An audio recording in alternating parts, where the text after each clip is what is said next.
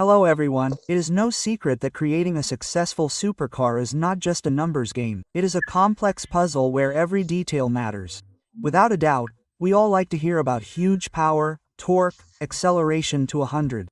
But in the modern automotive world, you can't live on characteristics alone. From the first sketches to serial production, this is a path where everything matters. Design, aerodynamics, technical characteristics and, of course, price. These elements must work in harmony, and there is practically no room for error.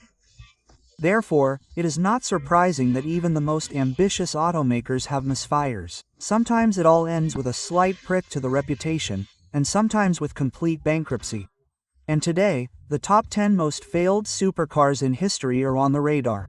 Again, we will stipulate that this is our opinion, and it may not coincide with yours. Therefore, write in the comments who you would include in this list. And, of course, do not forget to put a thumbs up and subscribe to our channel. Our ante-top is opened by the American dream that was not destined to come true, the Vector W. This supercar was presented as the scourge of the old world, the very car that would finally challenge Ferrari and Lamborghini. Even at the prototype stage, the creator of the project, Jaguar, said that his car would be faster, more technologically advanced and better than everyone, including the European elite. The W8 was based on the W2 prototype with a twin-turbo V8 from Chevrolet and a wedge-shaped design in the spirit of 1970s science fiction. It was planned that the production model would appear in the coming years after the presentation of the prototype and would cost about $180,000, but the reality turned out to be completely different. Production dragged on for more than 10 years, and when the W8 finally entered the market, its price jumped to $450,000. The car turned out to be raw, poorly assembled and technically unreliable. It broke down right on test drives, the gearbox overheated, and the interior looked more like a showroom model than a real car for $500,000. One of the most high-profile cases is associated with tennis player Andrea Agassi, who returned his W8 immediately after buying it due to serious quality problems. In the end, only 17 cars were produced, and the Vector company soon went bankrupt. The project, which was supposed to become a legend, went down in history as one of the most high-profile failures. Next on our list of losers is the Jaguar XJ220. Initially, Jaguar did not even plan to launch the XJ220 concept into production when it was presented at the Birmingham Motor Show in 1988. However, the enthusiastic reception changed plans, and work on the production version soon began. As many as 1,000 people placed preliminary orders. Unfortunately, difficulties arose almost immediately during the development process. The prototype's 6.2-liter V12 engine was replaced with a more modest 3.5-liter twin-turbo V6. All-wheel drive and active aerodynamics had to be ditched to meet deadlines and budget, but it still didn't work out. The price skyrocketed from the original £290,000 to £470. Jaguar promised too much and delivered next to nothing. All of this caused customer indignation. Some canceled orders, while others even threatened to sue. And, as luck would have it, the global recession hit at the time the car was released, making it even harder to sell the flagship supercar. As a result, only about 280 units were produced, and the XJ220 became one of the pages of history that Jaguar prefers not to remember. Our top continues with an engineering masterpiece released at the wrong time, the Bugatti EB110. This model was supposed to be a triumphant return of the legendary brand, and from a technical point of view, it had every chance. Carbon chassis, all-wheel drive, a 4-turbo V12 with 560 horsepower in the GT version and 610 in the Supersport version. Acceleration to 100 in less than 35 seconds with a top speed of 350 km per hour. But the stars were unlucky. Firstly, almost immediately after the release of the EB110, the McLaren F1 came on the scene and immediately drew all the attention to itself. Secondly, production turned out to be too expensive, and demand was much lower than expected. An attempt to save the situation by buying Lotus only worsened the company's financial situation. In 1994, Michael Schumacher bought one of these cars in the Supersport version and soon crashed it, complaining about sluggish brakes, which was not the best advertisement for a supercar worth hundreds of thousands of dollars. Bugatti might have been able to survive these failures if not for the same global recession that killed Jaguar. Only 139 examples of this model were produced before the company declared bankruptcy in 1995. However, despite the initial financial failure, today the EB 110 is considered an iconic car that laid the foundation for subsequent Bugatti models. Next up is one of the most controversial cars from Ferrari, the Mondial 8. The model was released in 1980 and was positioned as a practical 2+2 sports coupe for customers who wanted a family Ferrari.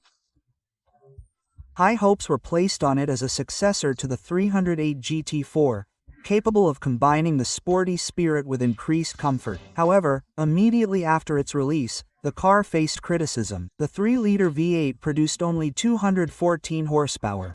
At the same time, the car weighed about 150 kilograms, too much for such modest power. Acceleration to 100 kilometers per hour took about 9.4 seconds, which looked weak even by the standards of the early 80s. Problems with reliability, electrical system and build quality only worsened the situation.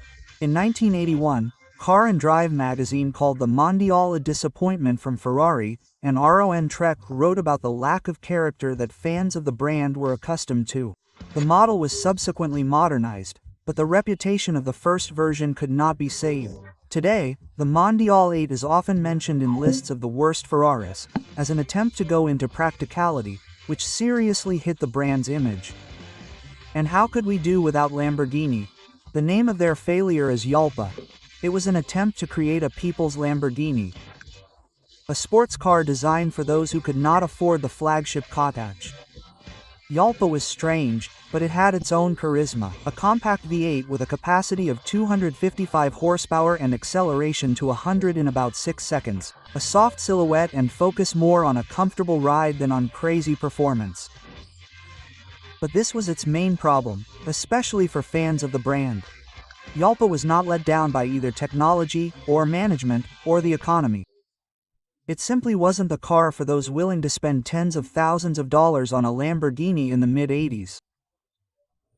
By that time, the brand had become firmly associated with flashy styling, aggression, and the desire to show that you could afford it. And the Yalpa was too modest, too comfortable, and too normal.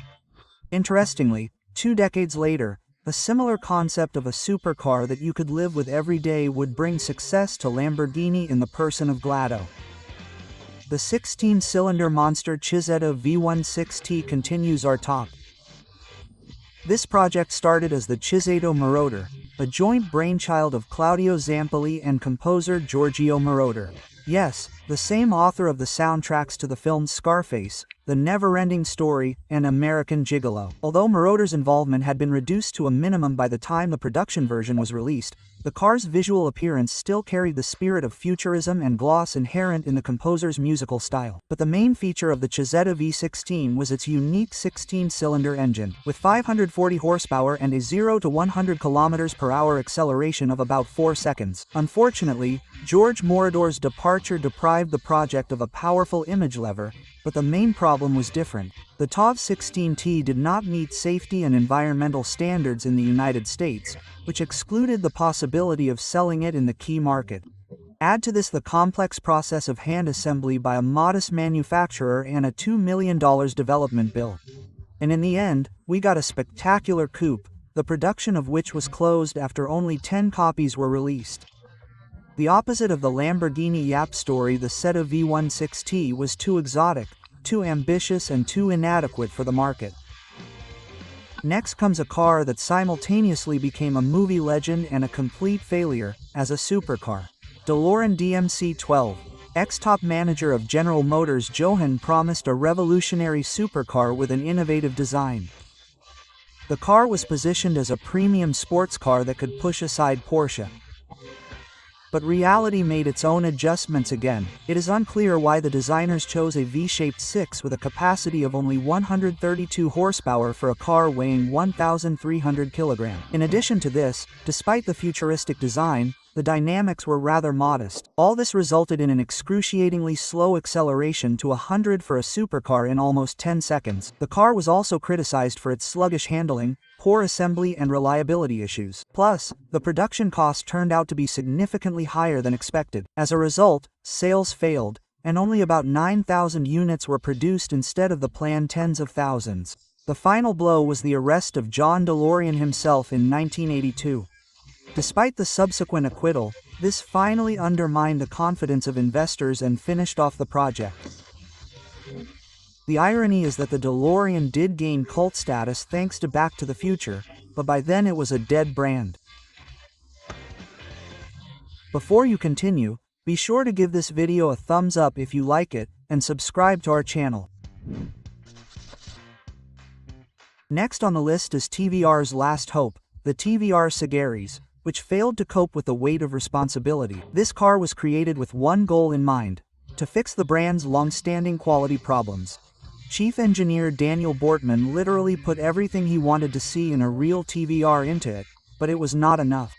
The model inherited the same problems as its predecessors: reliability issues, sloppy assembly, and fragile parts. The situation was aggravated by the fact that its main competitors were the BMW M3 and Porsche Boxster. Neither of them, of course, gave the same raw, primal emotion as the TVR, but neither was trying to kill the driver at the first maneuver.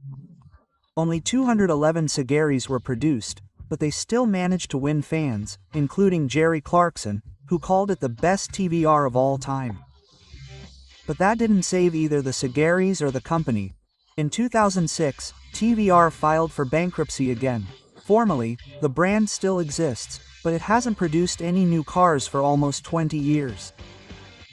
The German supercar Apollo continues our list of losers. Apollo's idea was truly ambitious: to create a real track car with road legality, thus starting a new generation of supercars. The car received a 4.2-liter V8 with 800 horsepower. Acceleration to 100 km per hour took about 3 seconds, with a top speed of over 360 km per hour, but all this didn't save it from failure. In reality, it turned out that driving a racing car on the streets isn't all that fun. The interior was aesthetic, the handling was aggressive and merciless to mistakes. In addition, the car did not have any electronic guardian angels, and the build quality did not meet expectations for a supercar costing over €300,000. The story ended in 2013, when the company filed for bankruptcy. Apollo production ended at 150 cars. And our top is completed by a car that you will find in most similar BMW ratings. Although, in our opinion, calling it a failure is not entirely fair. One was created specifically to participate in FIA Group 4 competitions. BMW invested serious resources in it, developing a separate model with a mid-engine for this purpose. The first ever completely original project of the future BMW Motorsport division. Unfortunately, by the time the M1 was ready, the rules in the championship had changed. As a result, the car lost the opportunity to compete at the level for which it was created even before it was able to reveal its potential. To save the project, BMW organized its own Racing Series Pro Car Championship. The idea was spectacular, but it lasted only a couple of years before it was shut down. Only about 450 cars were assembled from 1978 to 1980, after which BMW finally abandoned the project. Yes, from a commercial point of view, the BMW M1 was not successful. A racing supercar without races and without buyers. However, it was with it that the sports legend began. BMW Motorsport division, without which it is impossible to imagine the brand today. That's all for today. Don't forget to like this video and subscribe to the channel. Thank you for your attention and see you soon. Bye bye.